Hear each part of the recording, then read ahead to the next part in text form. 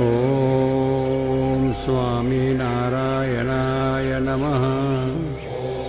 સ્વામિનારાયણ સ્વામીએ વાત કરી છે, ભગવાનને સાધુના મહિમાની બહુ વાત કરી.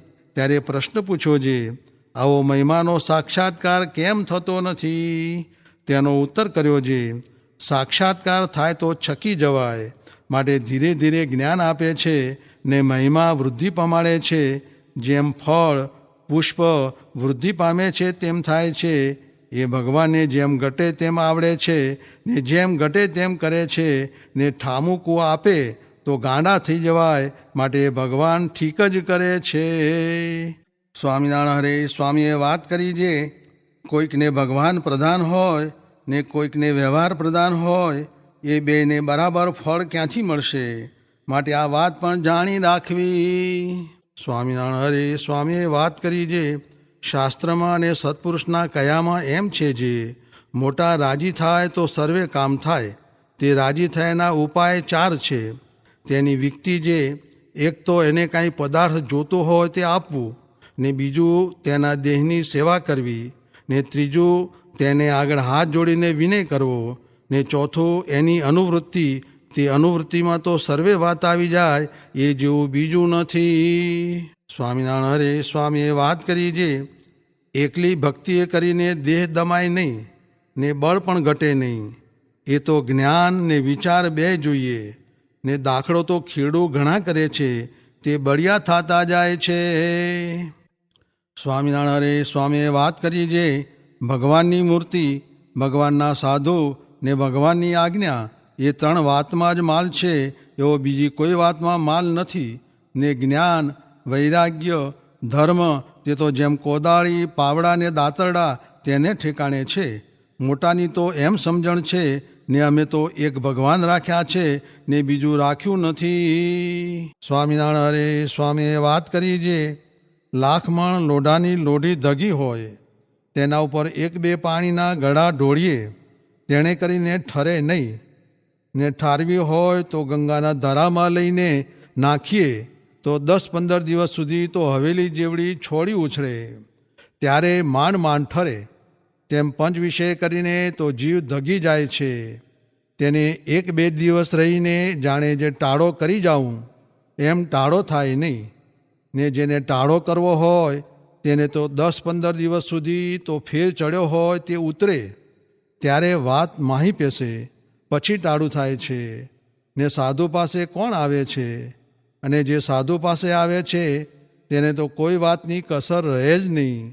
એમ કહીને બોલ્યા જે, 3 તાપ કી ઝાર જર્યો, પ્રાણી કોઈ આવે, તાકુ શીતલ કરત તુરત દિલ દાહ મિટાવે.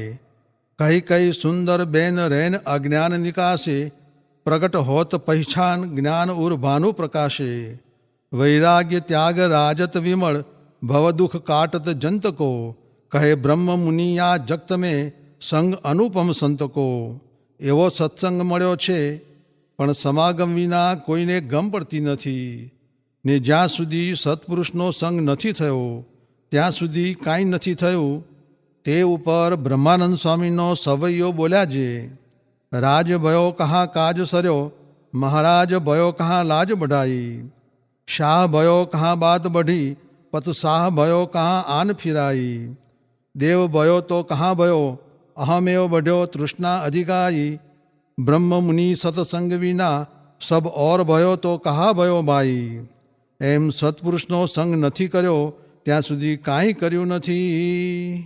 સ્વામિનારાયણ સ્વામીએ વાત કરી છે, ગામ રોયશાળામાં વાત કરી છે, ભગવાનનું મહાત્મ્ય હોય ને સાધુનો સંગ હોય તો વિષયમાં લેવાય નહીં ને તેને ઓળંગી તો જાય, પણ સાંખ્ય કરીને નિષેધ કર્યા વિના મૂળમાંથી નાશ પામે નહીં.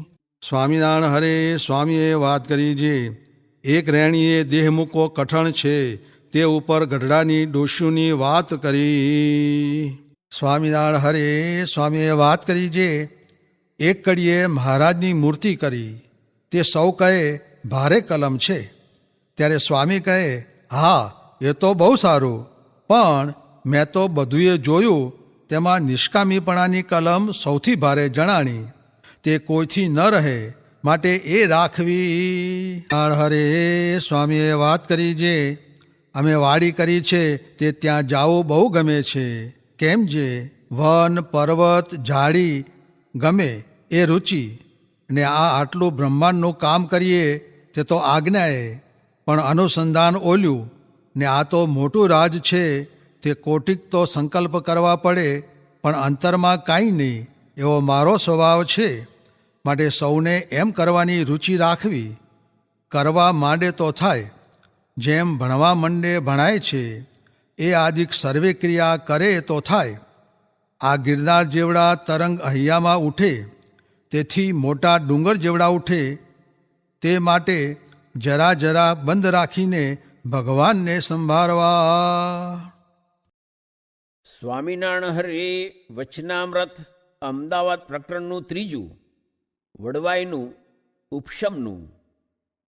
સ્વામિનારાયણ હરે સંવત 1882 ફાગણવદી દ્વિતીયાને દિવસ સ્વામી શ્રી સહજાનજી મહારાજ શ્રી અમદાવાદ મધ્યે શ્રી નરનારાયણના મંદિરને સન્મુખ ઓટા ઉપર ઢૂલ્યો ઢળાવીને તે ઉપર વિરાજમાન હતા, ને મસ્તક ઉપર ગુલાબી રંગની પાગ વિરાજમાન હતી, અને તે પાગને વિશે ગુલાબના અને ચમેલીના હાર વિરાજમાન હતા, તથા પોતાના મુખારવિંદની આગળ મુનિ તથા દેશ દેશના હરિભક્તની સવારેને બેઠી હતી. પછી શ્રીજી મહારાજે સમગ્ર મુનિમંડળ પ્રત્યે પ્રશ્ન પૂછ્યો છે. જીવ માત્ર છે તે પંચ વિષયને આધારે જીવે છે.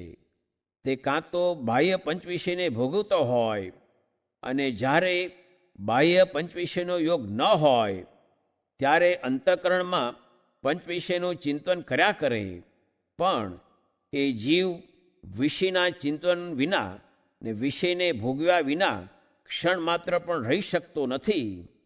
અને જેમ વડનું વૃક્ષ છે તેના જે મૂળ તે જ વડને લીલો રાખે છે, અને બીજા સર્વે મૂળ ઉખડી ગયા હોય ને જો એક વડવાઈ પૃથ્વીમાં ચોંટી રહી હોય તો પણ એ વડનું વૃક્ષ લીલું રહે છે.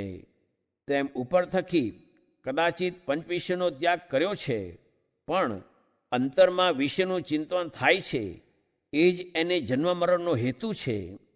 એવા જે પંચવિષય તે પરમેશ્વરના ભક્તને કેવી રીતે જન્મ મરણના હેતુ નથી એ પ્રશ્ન છે. પછી એનો ઉત્તર જેમ સમજાવ્યો તેમ મુક્તાન સ્વામીએ કર્યો, પણ યથાર્થ સમાધાન થયું નહીં.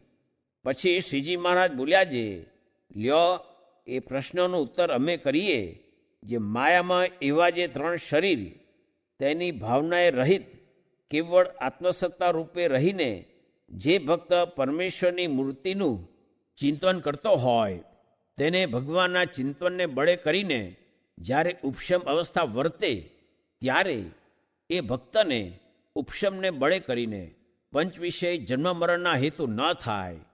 જેમ મહી જેવી કે સાબરમતી જેવી નદી 2 કાંઠામાં વહેતી હોય ત્યારે હાથી ઘોડા વૃક્ષ સર્વે તણાઈ જાય પણ કોઈ ઠરી શકે નહીં, તેમ ઉપશમવાળાને પણ ગમે તેવા રમણીય ભોગ ઇન્દ્રિયોને ગોચર થયા હોય પણ જ્યારે અંતરસન્મુખ દ્રષ્ટિ કરે ત્યારે જેવા પૂર્વજન્મને વિશે દેખ્યા હોય ને તે આ જન્મમાં વિસરી જાય છે તેવી તેની વિસ્મૃતિ થઈ જાય છે.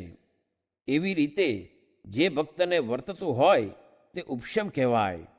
તે ઉપશમનો મહિમા અતિ મોટો છે, અને જે આ સંસારને વિશે અજ્ઞાની સ્ત્રી પુરુષ હોય ને તેને પરણાવ્યા મોર અતિશય પ્રીતિ વર્તતી હોય ને પછી તેને પરણાવીને 3 રાત ને 3 દિવસ સુધી ઉજાગરો ને પંથ કરાવ્યો હોય ને પછી એ બેને ભેળા કર્યા હોય તો નિંદ્રાને મારે એકબીજાના રૂપનું કે સ્પર્શનું સુખ ભોગવવાને સમર્થ થાય નહીં, અને એકબીજાને આલિંગન કરી રહ્યા હોય તો પણ જેમ કાચને સામસામા બાંધી મૂક્યા હોય તેમ સૂતા હોય, પણ પંચ વિષયમાં એકે સુખ આવે નહીં.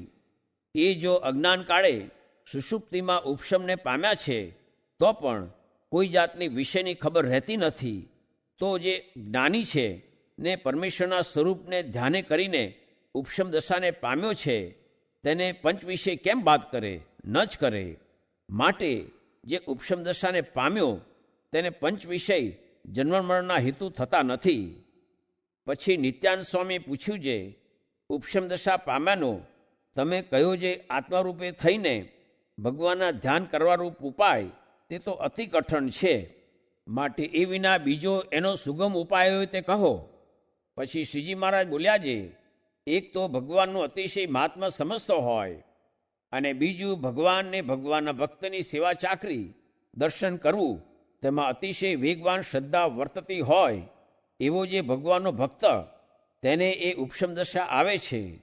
પણ અમને એમ ભાસે છે જે સેવક માની હશે તે તો કોઈને નહીં ગમતો હોય, અને માની સેવક પાસે જે ટેલ ચાકરી કરાવવી તે તો જેમ કાળ પડે ત્યારે મોટા માણસ પણ કોદરા ખાઈને જીવે તેમ માની સેવકની પાસે સેવા ચાકરી કરાવવી તે પણ એવી છે. અને ધણીનો રાજીપો તો જેવો નિર્માની સેવક ઉપર હોય એવો માની ઉપર ન હોય, માટે ધણીનું ગમતું કરે તે જ સેવક સાચો. પછી શુકમુનિએ પૂછ્યું, જેને વિવેકને સમજણ ન હોય તે ધણીને કેમ રાજી કરે? પછી શ્રીજી મહારાજ બોલ્યા, જે મૂળજી બ્રહ્મચારી ને રતનજી એ અતિશય ક્યાં ડાહ્યા છે, પણ કલ્યાણનો ખપ અતિશય છે, માટે ભગવાન જેમ રાજી થાય તેમ એમને કરતાં આવડે છે ખરું. અને વળી આ સમયમાં તો અયોધ્યાવાસી બાઈ ભાઈ સર્વે જેવા અમારા ગમતામાં વર્તે છે તેવા તો પરમહંસ તથા સાંખ્યોગી ને કર્મયોગી સત્સંગી તે પણ અમારા ગમતામાં નથી વર્તતા. કેમ જે અયોધ્યાવાસીએ તો અતિશય જ સત્સંગ પરાયણ પોતાનું જીવિતવ્ય કર્યું છે, માટે અયોધ્યાવાસીની પેઠે ભગવાનને રાજી કરતા કોઈને આવડતું નથી. અને એ અયોધ્યાવાસી તો બહુ વિશ્વાસી છે, માટે કોઈ કપટી હશે તો એમને છેતરી જશે.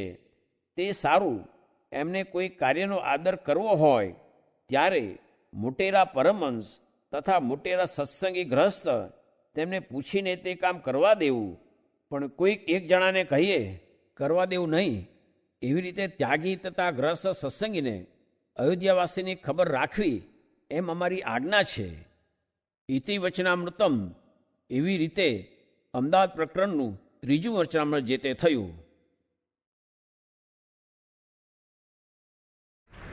સ્વામિનારાયણ ભગવાનની જય, અક્ષર પુરુષોત્તમ મહારાજની જય, ગુણાતીતાન સ્વામી મહારાજની જય, ભગતજી મહારાજની જય, શાસ્ત્રીજી મહારાજની જય, યોગીજી મહારાજની જય.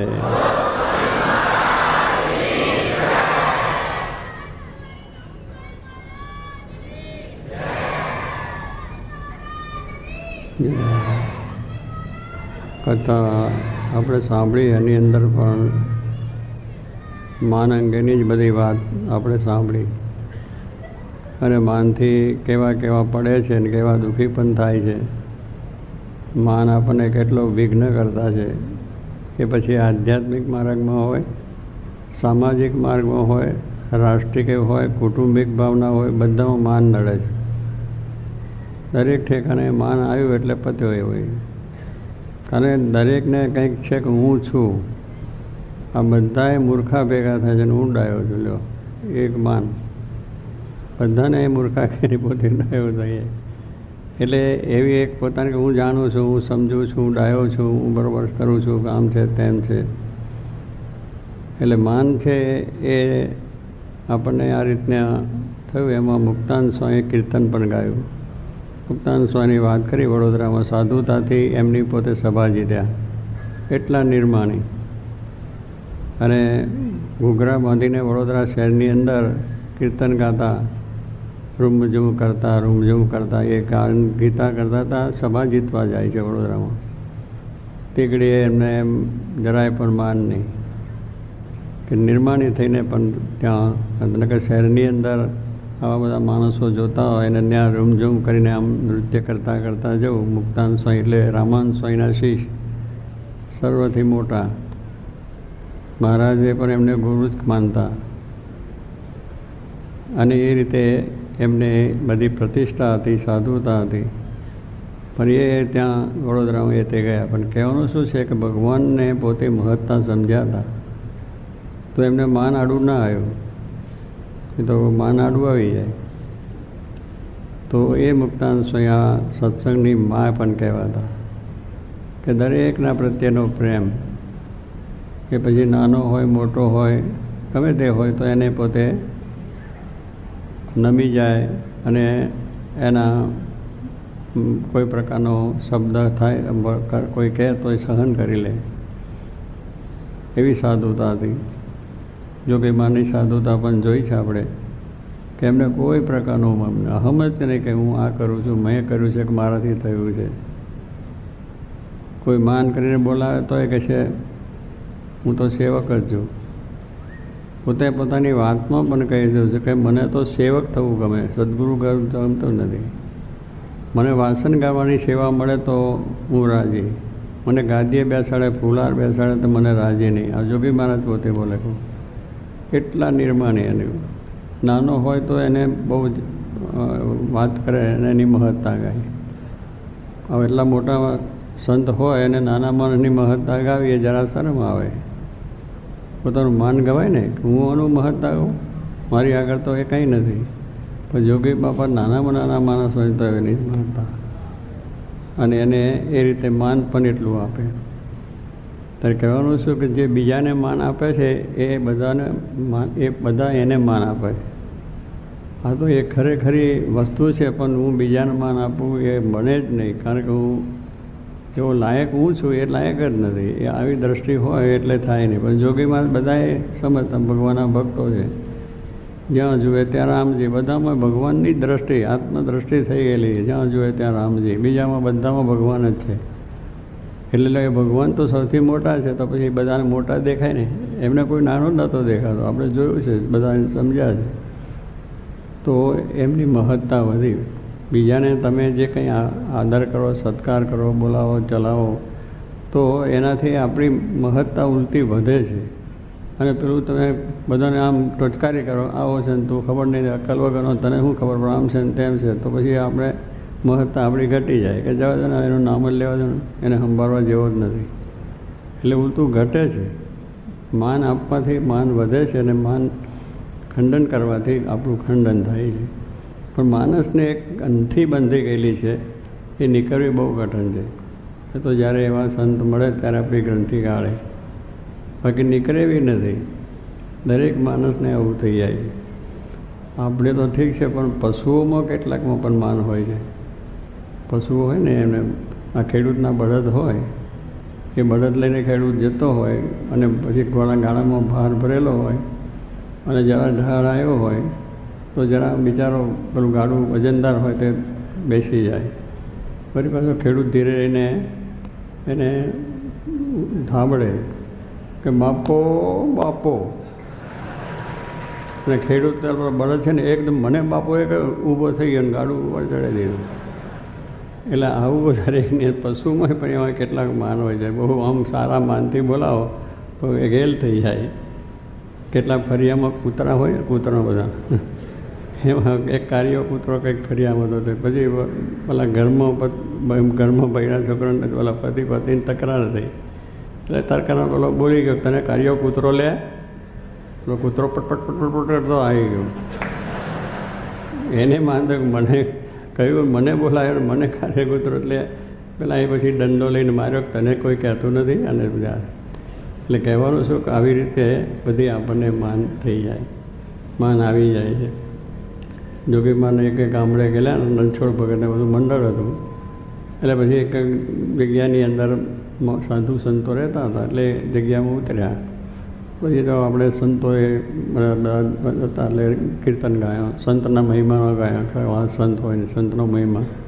એટલે પહેલાં ત્યાં જેમ મંદિરમાં જે બાવાઓ સંતો રહેતા હતા એટલે એમને થયું દેખો સંતો કા મહિમા કેસે બોલતે. એટલે એમને ફોરો આવી ગયો કે આપણો મહિમા હતો, સંતો ગાય છે. તેમ કરીને બધા એ થયો કે દેખો કેસે સંત છે.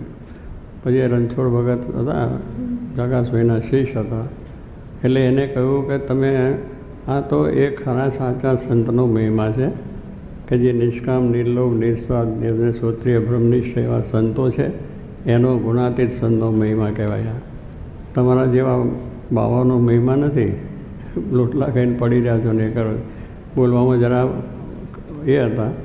પેલા બાવાએ જાણ્યું કાં તો આવું કહે આપણું, પછી થયું ને પછી નીકળી ગયા. કહેવાનું શું છે કે પહેલાંને પોરસ ચડી ગયો બાવાને, પણ એમ નથી જોતા કે આપણે કેવા છે, કેવી આપણું વર્તન જીવન છે.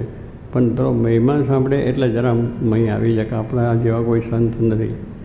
તે એ બધી વસ્તુની અંદર છે માન. તો કહેવાનું શું છે કે આ માન છે એ દરેકને રહેલું છે. માણસમાં છે, પશુમાં છે, પંખીમાં છે, બધામાં આ માન છે. માન સર્વત્ર રહેલું છે. પણ એ જ્યારે આવા ભગવાનના ખરેખર ભક્ત થાય અને એનો આશરો કરે તો જ માન જાય, બાકી માન જાય એવું છે નહીં. અને મુક્તાનંદ સ્વામી એવા સંત હતા તો એમને આ કીર્તન ગાયું. આપણે સાંભળ્યું કે મોહન વરને માન સંગાતે વેર. ભગવાનને કોઈની સાથે વેર છે જ નહીં, પણ માની સાથે વેર કે માન કરતો હોય એટલે બધું કેટલી રીતે થાય.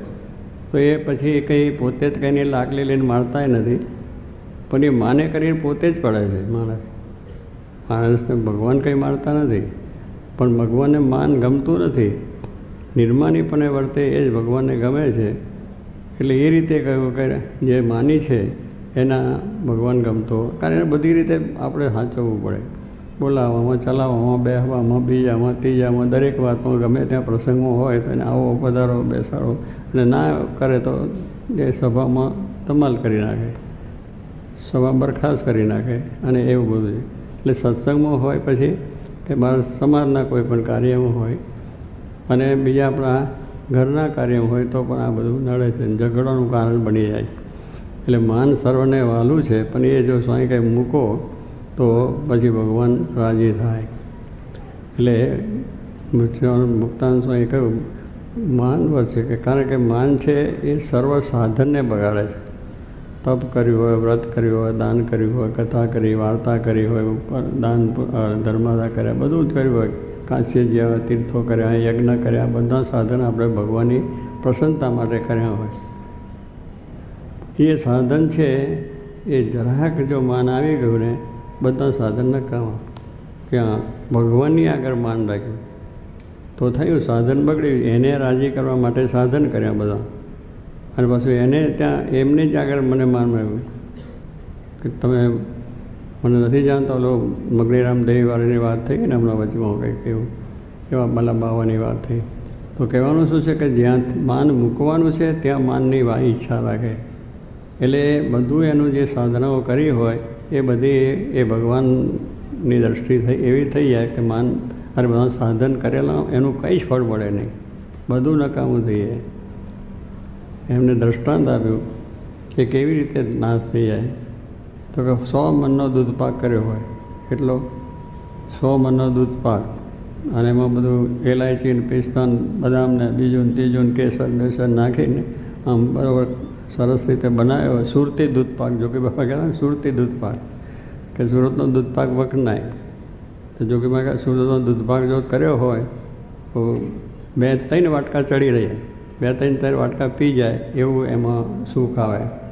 તો એ દૂધપાક મહારાજે કરાયો, અને એની અંદર બરાબર તૈયાર થયો, અને ઉપર સાપ લટકતો, નીચે રસોડા બધું, તે એની ઝેર પડ્યું અંદર. કેટલું થોડું કે લાળ પડી એની આટલી. હવે દેખ્યું પછી પીવો ખરા? કોઈ ના પીવે, ગમે એટલું હોય કહેવાનું કરી થોડુંક કાઢીને પછી બધો દૂધપાક કોમન ખરાબ થઈ ગયો. એક આટલું ઝેર પડ્યું, એમાં 100 મણનો દૂધપાક ઉકેળી નાખી દેવો પડે. પછી જોયું છે આપણે એટલે આપણને ખબર છે કે આ પીવે તો મરે. પછી વાત સાંભળે, જોયું નથી ને કે ભાઈ આમાં જરા ઝેર પડ્યું, તો પહેલાં એ જોયું નથી પણ તો એને મળી જાય કે ઝેર પડ્યું તો ના જ પીવાય. પેલો પહેલાં વાત કરે ને બધા માની લે કે આ ઝેર પડ્યું ના જ પીવાય. કહો એ માન છે એ જે આવ્યું તો એના પ્રત્યે દરેકને ભાવ ઘટી જ જાય, એનો કોઈ ભાવ ના રહે. તો 100 મણ દૂધપાક છે એમાં આટલું ઝેર છે, 100 મણ દૂધપાક ઉકેડે નાખી દેવો પડે. કે બીજું જીવજંતુ ખાય તોય મરે તો દાટી દેવો પડે બધું. તો એવી રીતે આપણે સાધન બધા કરીએ છીએ, ભક્તિ, સત્સંગ, બીજું ત્રીજું બધું જ છે. શું કરવા? ભગવાનની પ્રસન્નતા માટે. ભગવાન રાજી થાય એને માટે કરીએ છીએ. હવે જેની પાસેથી આપણે પામવું છે અને ભગવાનના ધામમાં જવું છે એની આગળ જ માન રાખ્યું તો શું થયું? પછી એને મરવાનું થાય કે બીજું કંઈ હોય? ભગવાનની પ્રસન્નતા જતી રહી. એ થયું છે ત્યારે માન છે એ આપણે બધાને આ વસ્તુ છે. એટલે પ્રથમ આપણે સ્વામીએ કહ્યું કે માન મૂકીને આપણે ભક્તિ કરવાની છે. માન છે એ આપણે મૂકવાનું. આપણે ગમે એટલા છે પણ ભગવાન આગળ આપણે નાના છે. સર્વથી મોટા ભગવાન છે. હિરણ્યકશિપુ છે એના દીકરા પ્રહલાદને નાનપણથી સંસ્કાર મળેલા. ગર્ભ શ્રીમંત જેને કહીએ છીએ ને આપણે, ગર્ભ શ્રીમંત છે એટલે નાનપણથી જન્મથી માતાના ઉદરમાંથી એને સંસ્કાર મળ્યા હોય કે આ પ્રમાણે ભગવાનની વાત સાંભળી હોય ને આ બધું છે અને ભગવાન સર્વથી મોટા છે અને એમનું ભજન કરવું ને એનાથી આપણું મોક્ષ કલ્યાણ થાય. તો એ પ્રહલાદ જન્મ્યા ત્યાંથી જ ભગવાનનું નામ સ્મરણ કરવા લાગ્યા. અને પેલાને હિરણ્યકશિપુએ સાંભળ્યું કે આ બાળક તો મારો શત્રુ, વિષ્ણુની સાથે પોતાને શત્રુતા, ભગવાન સાથે એને શત્રુતા હતી, એટલે આ તો મારો શત્રુ જન્મ્યો. એટલે નાનપણથી જ એને હેરાન કરવા માંડી પડ્યા. અને એને પછી જરા મોટો થયો એટલે કે આપણી આસુરી વિદ્યા ભણાવો એને. એટલે આસુરી વિદ્યાના ગુરુઓ હતા, આસુરી વિદ્યા ભણાવે એમને ત્યાં મૂક્યો. પહેલાં તો નાનો હતો તોય બધા છોકરા બેહાડીને ભજન કરે, ભગવાનનું સ્મરણ કરવા લાગ્યા, ભગવાનનું ભજન કરવા લાગ્યા, ભગવાનની વાત કરવા લાગ્યા. પહેલાં બધા એ થયું. પછી કેવા છોકરા કેવી રીતે ભણ્યા છો? તો પહેલાં તો બોલ્યા કે ભગવાનનું ભજન કરીએ છીએ ને ભગવાન કરાવે છે. ને પેલા માસ્તરે શિક્ષકોએ કહ્યું આવું છે, એ તો આપણી વિદ્યા ભણતો જ નથી, આસુરી વિદ્યા નથી ભણતો, એ તો આવી ભણે. તો કહેવાય ને મારી નાખો, બીજું કંઈ નહીં, કે આ દુનિયામાં આપણને નડતરૂપ થશે. તો પછી હાથીને પગે બાંધીને હાથીને ઉપર ચલાવ્યો, મળ્યો નહીં. પર્વત ઉપરથી પછાડીને મારી નાખવાની વાત કરી તોય મર્યા નહીં. અગ્નિમાં બાળવા માટે એની ફઈ હતા હોળી જેને કહે છે, એને કેશ્વરી બેન હતી. તો એને પ્રગટ થતાં શરીરમાં બધું અગ્નિ પ્રગટાવતી એવી એની શક્તિ હતી. તો એના ખોળામાં બેહાડ્યો અને અગ્નિ પ્રગટાયો, પણ પેલી હોળિકા મરી ગઈ પણ પેલો તો જીવતો જ રહ્યો પ્રહલાદ. જેને રામ રાખે ને કોણ ચાખે? ભગવાન જેને દયા છે એનો કોઈ ઉકોવાળ થતો નથી. તો એ કશું થયું નહીં. તો પેલા હિરણ્યકશિપુને મનમાં થઈ ગયું કે આ મારો શત્રુ એટલે મારી જ નાખવો જોઈએ, કરવું જોઈએ. પછી એને બરાબર મારવા લીધો કે બોલ, તારા ભગવાનની વાત કરે, તારા ભગવાન ક્યાં છે? તો કે આ થાંભલામાં. એને બધે દેખાતા હતા ભગવાન. આ જેને સાક્ષાત્કાર થયો છે એને બધામાં ભગવાન દેખાય. દરેકમાં ભગવાન રહ્યા છે. આપણા દરેકની અંદર છે, પશુ છે, પંખી છે, ઝાડ છે, પાન છે, નદીઓ છે, ઝરણો છે, બધાની અંદર ભગવાનનો વાસ છે જ. આપણે મનાતું નથી, દેખાતું નથી, પણ છે જ. પણ દેખાય છે છતાં મનાતું નથી.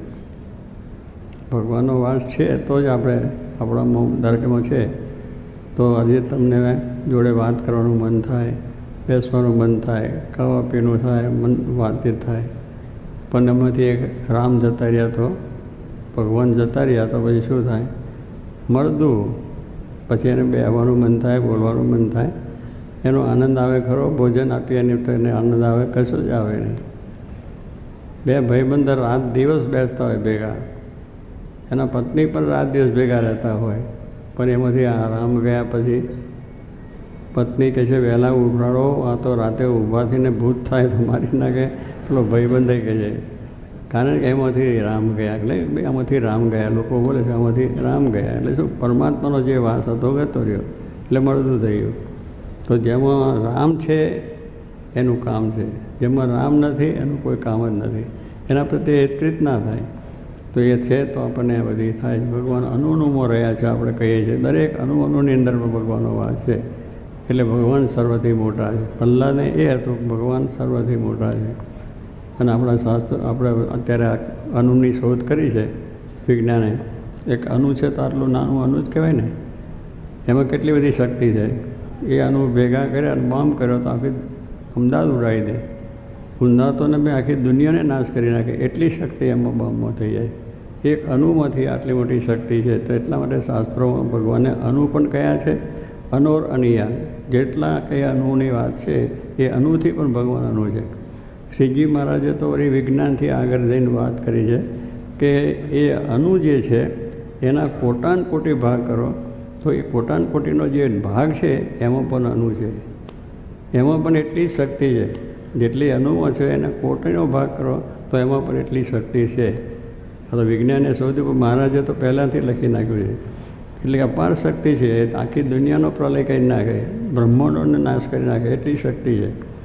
ત્યારે ભગવાન તો એનાથી પર છે, મહતો મહતાને કે અણુથી નાના છે અને મોટા મોટી વસ્તુ દુનિયામાં જે કંઈ કને ગણતા હોય એનાથી પણ મોટા છે. એટલે એની અપાર શક્તિ છે, અણુથી પણ શક્તિ છે અને એ છે તે છે. પ્રલય પણ કરી નાખે દુનિયાનો અને સર્જન પણ કરે. આ બધું આપણું સર્જન થયું કે ના થયું, અને એક પ્રલય એવું આવે કે બધાને નાશે થઈ જાય છે. એવી શક્તિ ધરાવનાર પરમાત્મા છે. જે કોઈ મનુષ્ય આ પૃથ્વીમાં આપણે જોઈએ કરે છે એના કરતાં પણ વિશેષ ભગવાન છે, એ આપણા શાસ્ત્રો કહે છે. અને એની શક્તિ છે એ ભગવાનની છે, એના સિવાય નહીં. મહારાજે કહ્યું કે મારા સૂકું પાંદડું પણ હાલવા સમર્થ, મારી મરજી વિના સૂકું પાંદડું પણ હાલે નહીં. ભગવાન કહે છે મારી મરજી વિના આ પાંદડું સાકર છે, ઝાડનું પાંદડું, એ પણ હાલી શકે નહીં.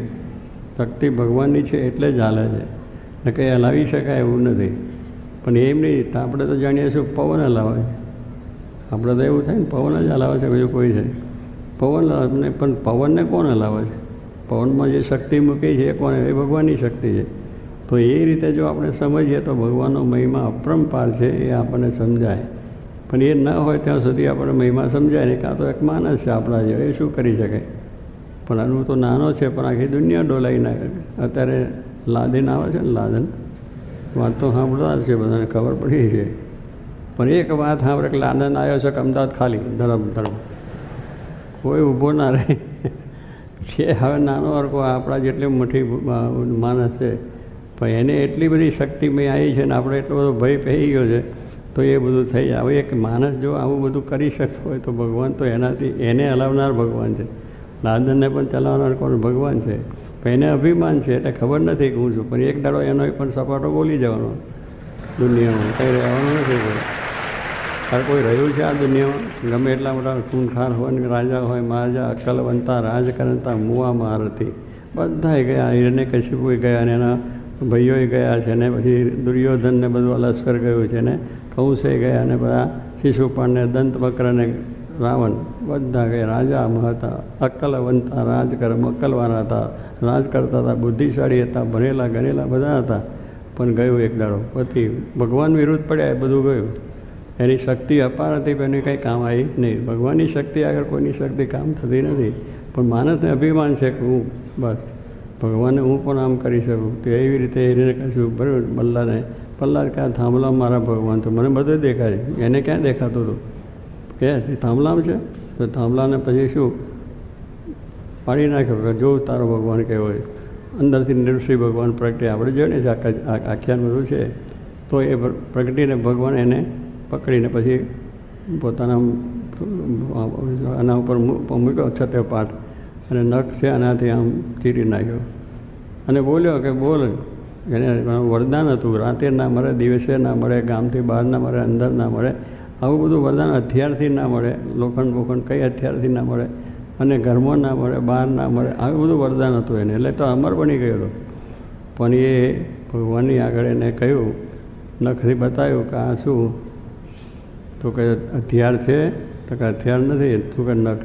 તો એ ભગવાન એવું જ રૂપ ધાર્યું, મોટા નખ હતા, ચીર્યો. બોલો હવે આ રાત્રિ છે કે દિવસ છે? સંધ્યાકાળ. સંધ્યાકાળ એટલે રાત્રિ ના કહેવાય, દિવસ નહીં હોય. પછી બોલ કે આ ઘરમાં છે કે બહાર છે? ઉમરા વચ્ચે, ઘરમાં નહીં બહાર નહીં. અને આ માણસ છે કે પશુ છે? માણસ એની પશુ નહીં. નીચેનું થડ છે એ માણસનું, ઉપરનું સિંહ. એટલા એના જેટલા વરદાન હતા એવું જ રૂપ ધારણ કરી અને એને ફેરી નાખી દીધો. એટલે કે એનું કોઈનો અહમ રહેતું નથી, કોઈનો અહંકાર પણ ચાલતો હોય. પણ માણસને એવું છે કે હું કંઈ છું, તો પ્રહલાદની એ પણ રક્ષણ કરી આપણે જાણીએ છીએ. તો એવાનો પણ આ નાશ થઈ જાય છે. તો મેં અહીંયા મહારાજે આપણને એ વાત સમજાવે છે મુક્તાનંદ સ્વામી કે એક સાધન આપણો બધા નાશ થઈ જાય છે. ભગવાનની આગળ આપણી કોઈ શક્તિ નથી, છતાં માણસ એવી શક્તિ પોતામાં માનીને રાત દિવસ અથડાય છે. અને પોતાનું જીવન કરે છે. એટલે ભગવાનની આગળ તો કહ્યું છે કે દાસના દાસ થઈને રહેવું સત્સંગમાં, ભક્તિ તેની ભલી માનસ રાચીશ. આપણી કોઈ શક્તિ કામ નથી, દાસ જ થવું. ત્યાં આગળ હાથ જ જોડવા. બીજે બધે આખા ઘરમાં રાજા છે, પણ પછી બૈરા આગળ રાજા ના રહેવાય, પગે લાગવું પડે. કારણ કે એ બધું આપણું કામ આખું ઘરનું એ સંભાળે છે, એટલે કેમ કરવું જ પડે. એટલે કહેવાનું શું કે આ તો એક લૌકિક વાત તમને કરી, પણ મૂળ વસ્તુ છે કે ભગવાનની આગળ કોઈની શક્તિ કામ આવતી નથી. અપાર શક્તિવાળા છે, તો એ ભગવાનના સેવક થઈને જો આપણે એમનું ભજન ભક્તિ કરીએ, મહિમા સમજીએ, તો આપણો બેડો પાર થઈ જાય. પણ જો એ ન કરીએ તો આપણે પછી લખ 84 તો છે જ. લખ 84 ફરતા ફરતા પાછા જ્યારે ભગવાનનો જોગ થાય ત્યારે પાછો મોક્ષ થાય છે. તો એટલા માટે મુક્તાનંદ સ્વામી આપણને વાત કરી કે દાસ થઈને રહેવું, ભગવાનની ભક્તિ કરવી, અને આમ ભગવાનને રીઝવવા માટે આવ્યા છે. તો એ પ્રમાણે એમને પોતાના કીર્તનની અંદર કહ્યું. આવા મોટા સંત હતા અને પણ છતાં શ્રીજી મહારાજને સાક્ષાત ભગવાન માનતા હતા, અને એ સાક્ષાત ભગવાન છે એટલે સમજીને એમની સેવા ભક્તિ કરતા. તો એમને જ્યાં ગયા ત્યાં, અને પાછા દાસ સેવક. સત્સંગની અંદર નાનામાં નાનો કોઈ માણસ હોય તો પણ એને એટલું માન આપે, એટલું બોલાવે, એને રાજી કરે. અને ટૂંકારાથી બોલાવે. સાધુ નાનો હોય તો સાધુરામ કહે, હરિભક્ત નાનો હોય તો આવો. જોગી મહારાજ તો ટપાલી સાહેબ કહેતા હતા.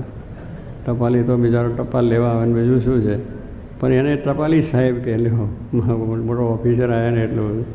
અને કોઈ વળી પાછો પેલો પટ્ટાવાળો આવ્યો ને, પટ્ટાવાળા સાહેબ આવો લ્યો, પેલો બિચારાને રાજી થઈ જાય. એમાં બોલવાનું જ બીજું કંઈ હતું.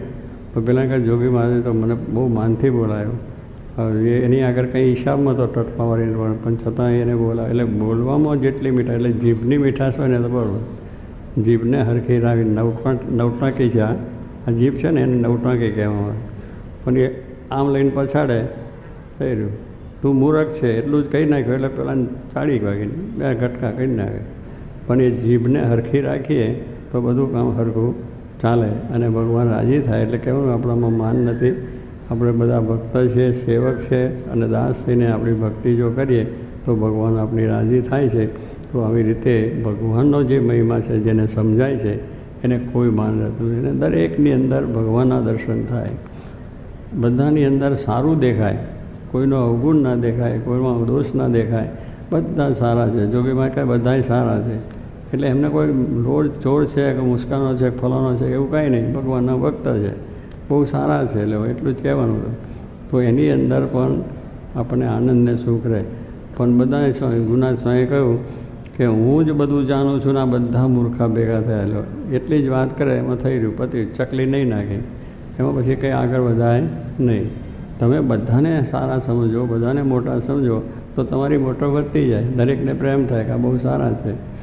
એટલે સ્વામી કહે છે આ પ્રમાણે આપણે જેટલા દાસ થઈને, સેવક થઈને મહારાજની ભક્તિ કરશું ને ભગવાન રાજી થયા, અનંત બ્રહ્માંડ રાજી થઈ ગયા. બધા દેવો, આચાર્યો, બધા જે અવતારો થયા છે બધા થઈ ગયા. જેટલા બધા મનુષ્ય બધાનો રાજી હોય, એકમાં બધાને, એકમાં બધા રાજી, અને એકને રાજી કરતાં બધા કુરાજી.